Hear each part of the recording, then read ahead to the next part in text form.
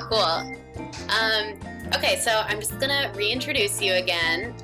This is Rachel Mica Weiss. And where are you working right now? I'm working in a private studio in Sunset Park, Brooklyn. Cool. And this is a studio that you have just to yourself. You don't share it with anyone at this point. That's right. I moved about a year and a half ago from Shishama, where I was for 4 years, to this space, which is all my own. Very exciting. And what is Shishama?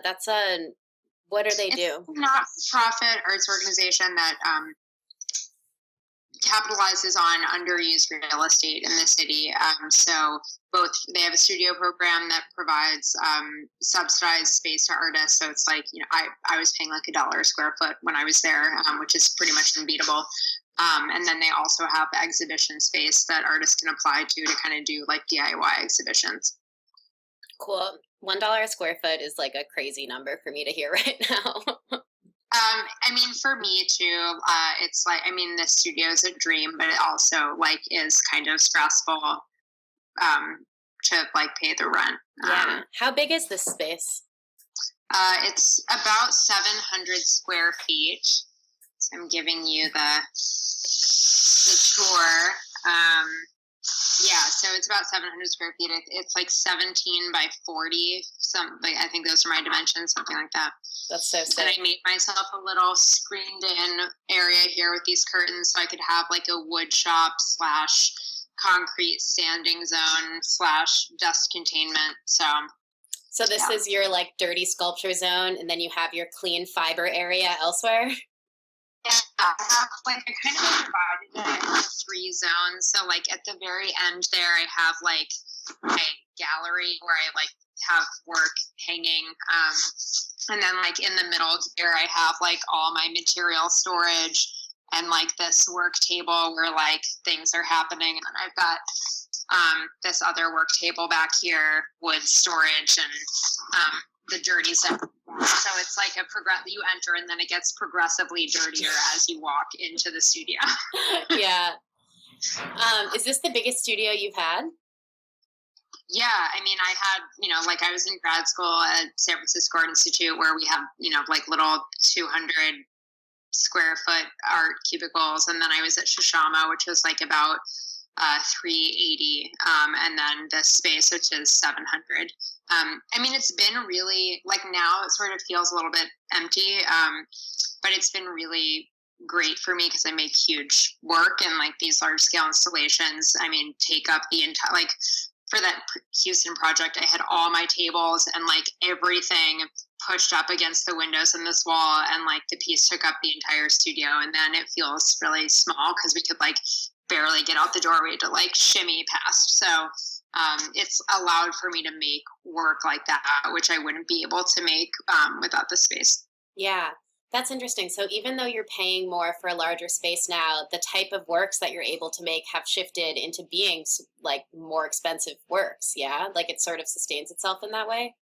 Yeah, those projects sustain the space. And like when I moved here, I had the one hotel pieces were like upcoming, and I knew that those were happening, within the next like 8 months. And, I had a few other big projects lined up that I knew, like, that I physically couldn't build in the space that I had. And I was like, okay, so am I going to like rent a temporary space and like additional space and like shuffle my stuff back and forth, or am I just going to like jump off this cliff right now and do this? And I did. And then like the large scale work has kept coming, after I made those projects, there have been more projects of that scale.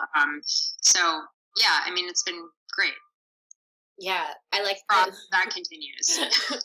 Yeah, that's always this weird feeling of like, even when things are going really well and you're like getting commissions and you have a studio space you love, like we have a crazy profession with like no guarantees of the future ever. How do you deal with that? I don't know how anyone would, but it's hard. It's hard to do that. I think I go through periods where I'm just like, I can't spend money on anything. And then I go through periods where I'm like, oh, like it's okay to invest in my studio practice. Like I'm going to buy $500 of urethane rubber and like it'll be fine. So yeah, I think it just like ebb and flow. And I mean, to be honest, right, my husband has been in a PhD program for the last, well, now he's done, but it's been like 6 years of him making like almost no money.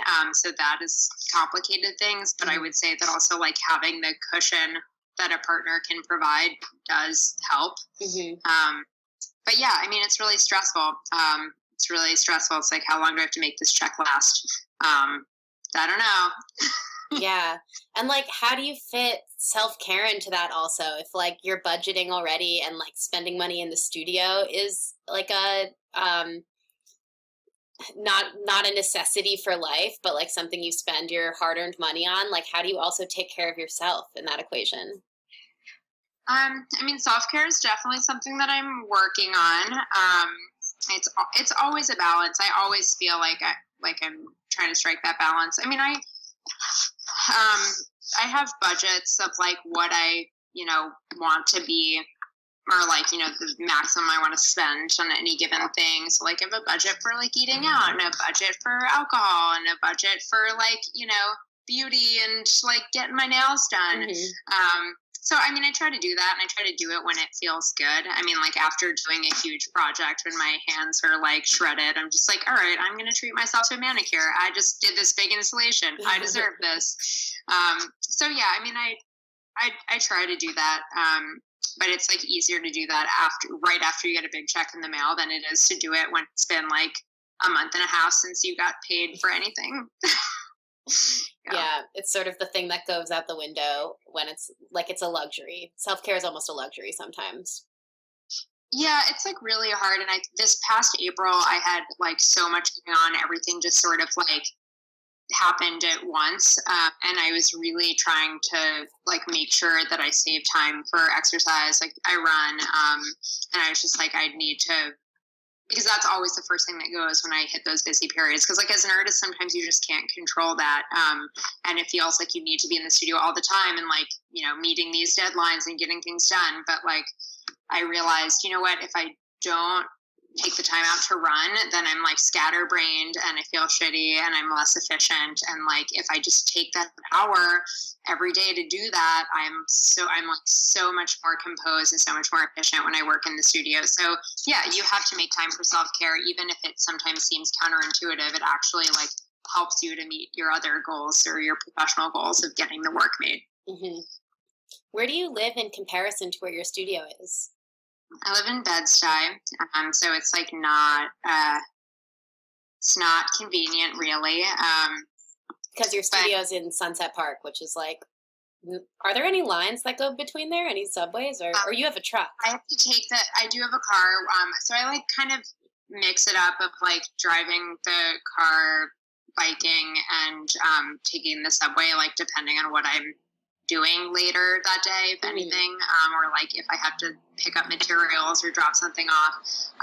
So yeah, it's like 40 minutes on the bike, 35 minutes in the car, and like an hour on the subway. Yeah, AC to the R train. Damn.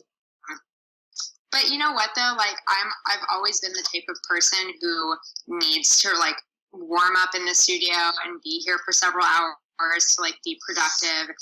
Like a good work day for me is like an 8 to 10 hour day.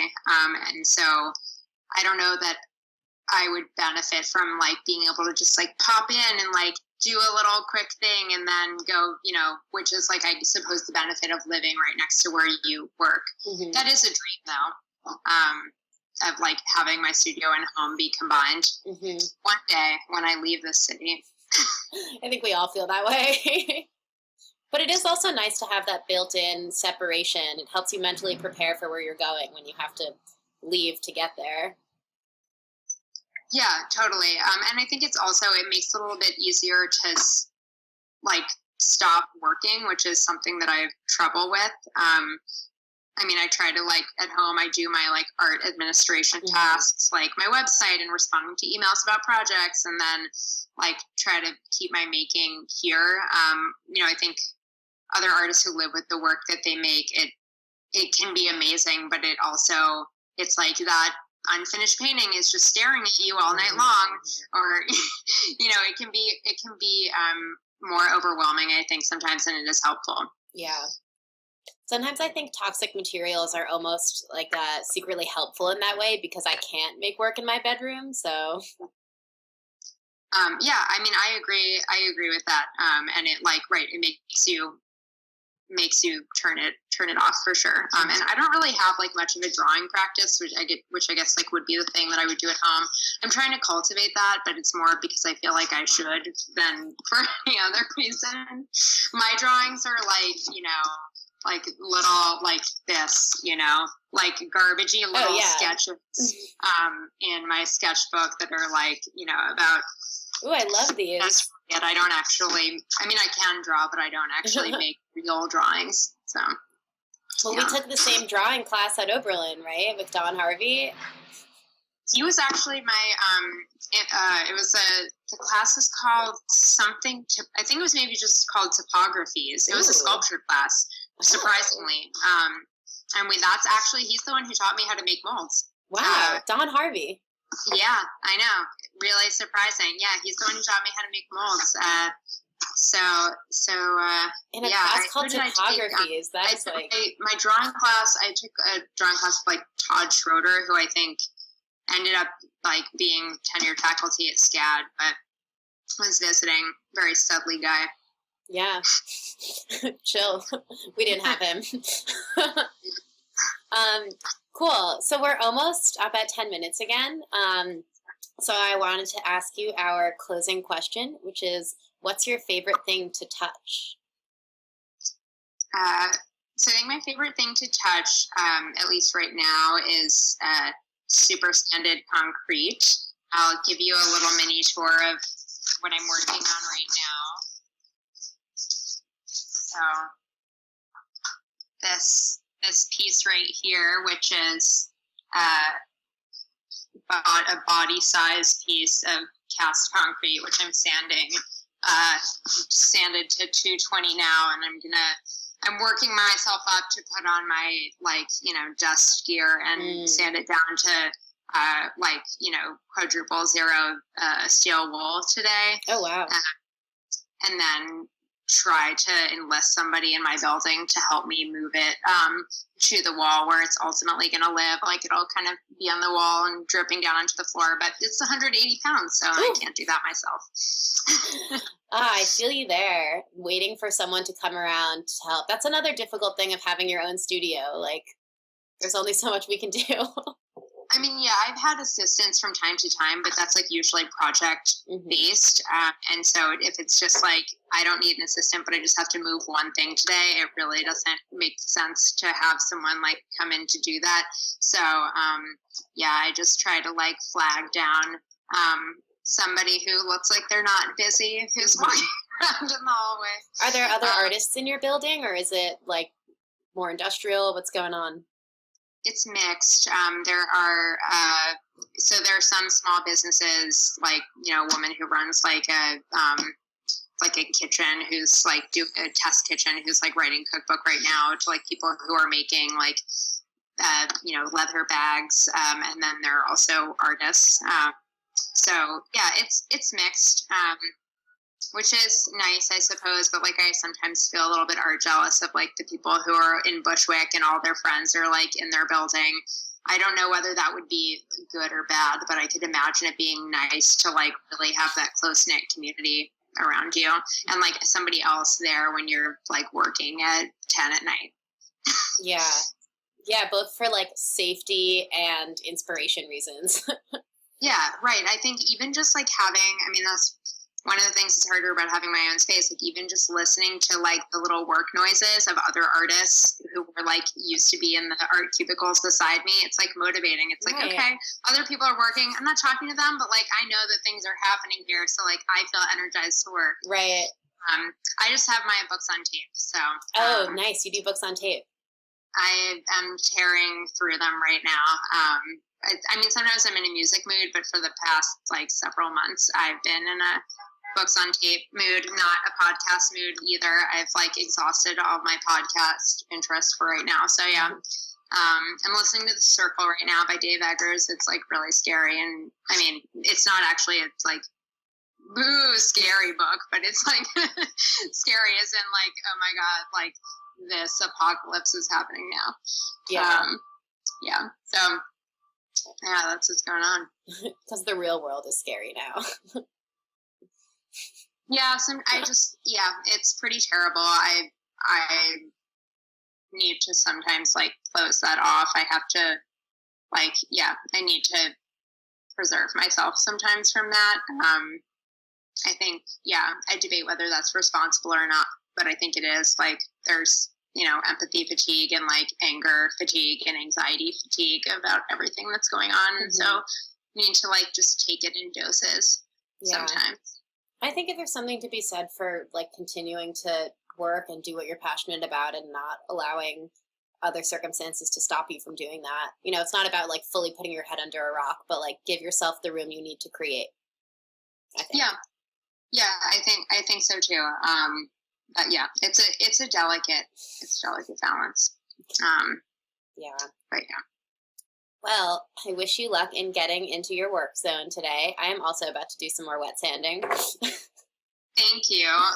We'll wet sand. We'll like have each other's work noises in our heads. We'll wet sand in parallel universes. Yeah, maybe there's some sort of accountability webcam we can set up of like women alone in the studios, keeping a track on each other. Yeah, like I see you surfing Instagram again, Devra. Like, get back to work. It's a part of my process. Cool. Well, thanks so much for talking with me again. You're so welcome. And good luck the rest of the project. Thanks. You too. Okay. All right. Talk soon. Bye.